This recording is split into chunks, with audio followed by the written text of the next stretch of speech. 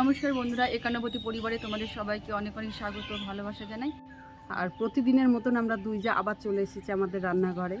কি রান্না করব তোমরা প্রথম থেকে শেষ পর্যন্ত দেখো।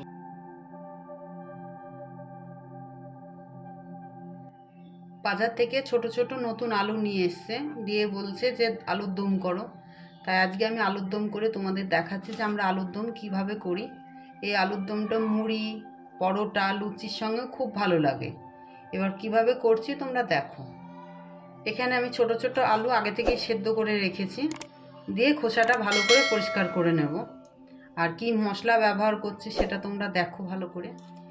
এখানে দুটো মাঝারি সাইজের পেঁয়াজ কুচি করে নিয়েছি, টমেটো নিয়েছি একটা, ধনেপাতা অল্প করে নিয়েছি, আদা একটা মাঝারি সাইজের একটুখানি আদা নিয়েছি, দিয়ে কুচি করে নিয়েছি ব্লেন্ড করে নেব বলে। এখানে লঙ্কা নিয়েছি, চিড়ে নিয়েছি, আর কিছু রসুন ছাড়িয়ে নিয়েছি। আর এখানে আমি জিরে আর ধনে গুঁড়ো ব্যবহার করব, আর নামানোর আগে একটু গরম মশলা ব্যবহার করব। এবার কিভাবে রান্নাটা করছি তোমরা দেখো। প্রথমে এই খোসাগুলো আমি ভালো করে ছাড়িয়ে নেব হাত দিয়ে।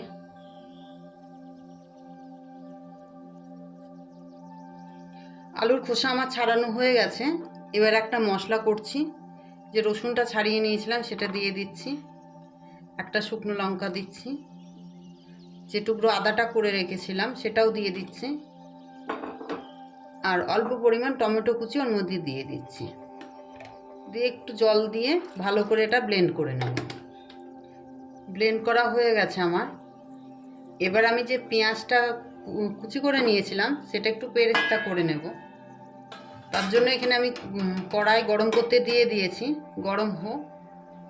গরম হয়ে গেছে। এবার আমি সেই কড়াই একটু সর্ষের তেল দিয়ে দিচ্ছি। তেল গরম হয়ে গেছে, এবার পেঁয়াজটা আমি ভালো করে ভেজে নেব।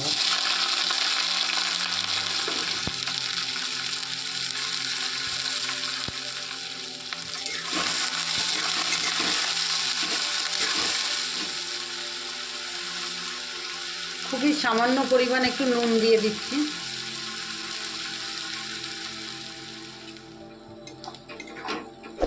পেঁয়াজ আমার মোটামুটি ভাজা হয়ে গেছে।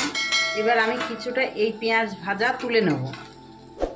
এগুলো আমি তুলে নিচ্ছি। আর এই যে টুকুনি পেঁয়াজ পড়ে থাকলে এগুলো আমি পেঁয়াজের পেরেস্তা বানিয়ে তুলে নেব। এখানে দেখো পেঁয়াজগুলো পেরেস্তা হয়ে গেছে। আমি এবার এই পেঁয়াজের যে পেরেস্তা করেছি এটাও তুলে নেব। আগে যে পেঁয়াজগুলো তুলেছি ওগুলো কীভাবে ব্যবহার করব সেটাও দেখাবো, আবার এই পেঁয়াজের পেরেস্তাটাও কীভাবে ব্যবহার করছি সেটাও তোমাদের দেখিয়ে দেব।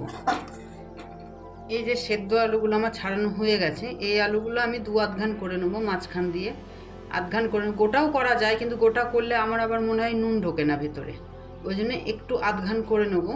দিয়ে ওই যে পেঁয়াজ ভাজার তেলেই আমি একটু ভেজে নেব।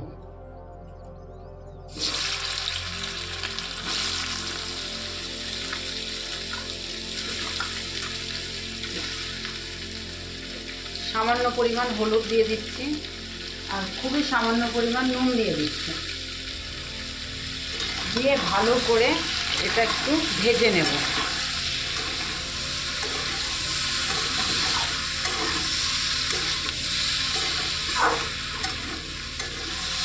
আলুটা আমার ভাজা হয়ে গেছে। এবার আমি অন্য পাত্রে এটা নামিয়ে নেব।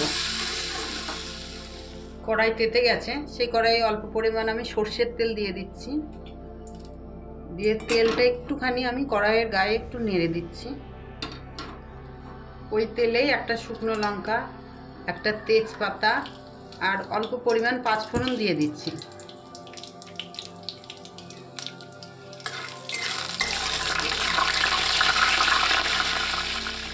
যে লঙ্কাগুলো আমি চিড়ে রেখেছিলাম সেটাও দিয়ে দিচ্ছি এর মধ্যে। আদা রসুন যে লঙ্কার পেস্টটা করেছিলাম সেটাও ওর মধ্যে আমি দিয়ে দিচ্ছি।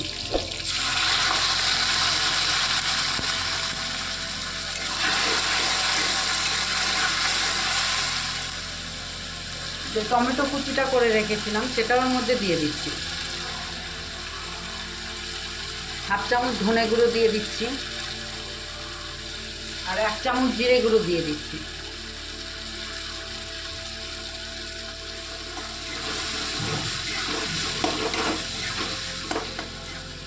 আর পরিমাণ মতো নুন দিয়ে দিচ্ছি, কারণ আলু ভাজায় আগেই আমি নুন দিয়েছিলাম, সেই জন্য এখানে অল্প পরিমাণ নুন ব্যবহার করছি। আর একটু হলুদ দিয়ে দিচ্ছি।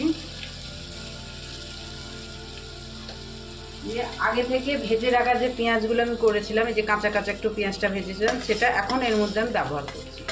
আর এই পেরেস্তাগুলো কিছুক্ষণ পরে ব্যবহার করব। আর স্বাদের একটু ব্যালেন্স আনার জন্য অল্প পরিমাণ চিনি ব্যবহার করছি।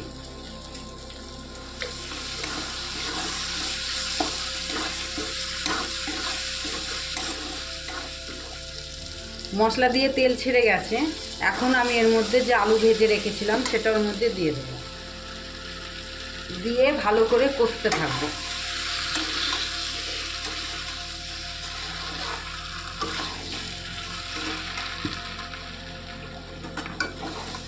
কষা হয়ে গেছে, কারণ এখন না তলা লেগে যাচ্ছে, আর নাড়া যাচ্ছে না। এই সময় আমি গরম করে রাখা জল এর মধ্যে দিয়ে দেব।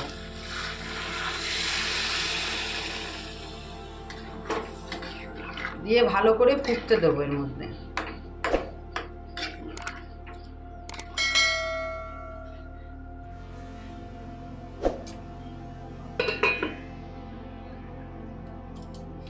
পাঁচ মিনিট ফোটার পর আমি চলে এসেছি।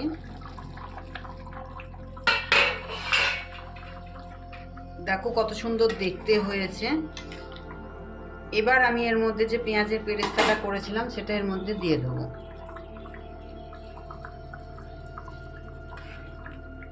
এখন একটু ঝোল বেশি লাগলেও কিছুক্ষণ পরে নতুন আলু তো একটু ঝোলটা টেনে নেবে, নিয়ে প্রচুর গাঢ় হয়ে যাবে।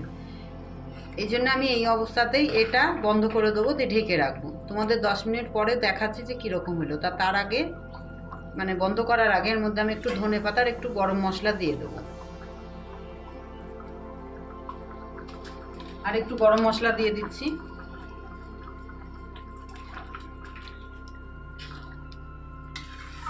এবার মিনিট 10 এটা ঢেকে রেখে দেবো, বন্ধ করে ঢেকে রেখে দেবো। 10 মিনিট পর তোমাদের দেখাচ্ছে যে এটা কি অবস্থা হলো।